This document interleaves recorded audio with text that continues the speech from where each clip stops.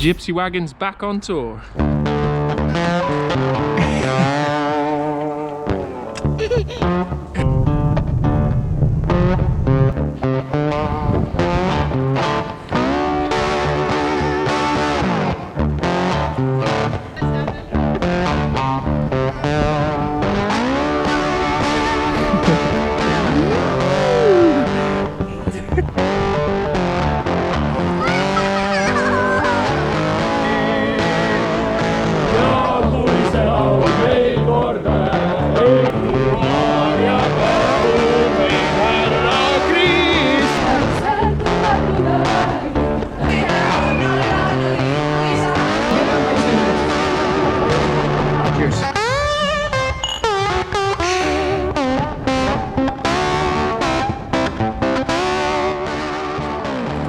Where are we going today, Rory? Ride the bike track. Oh, look at here.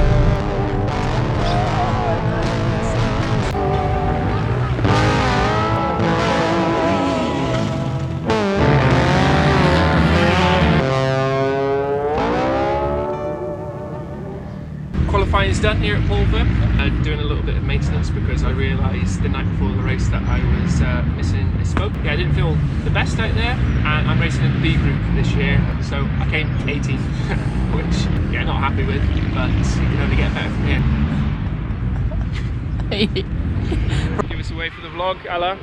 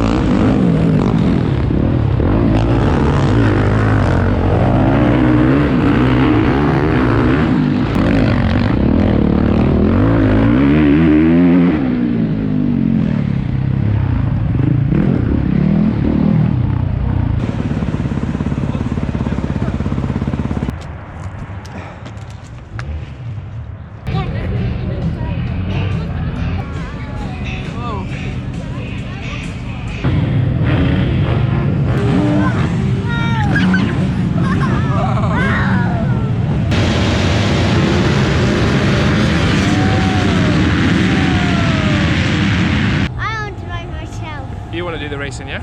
Yeah. You're going to race with Daddy instead? You might go a bit faster, although you can't quite touch the pegs there. And look, I can do this one. Well, you can do it on that one, yeah? Ah, okay, you're good to go. I'll just give you a rolling start, yeah? Go!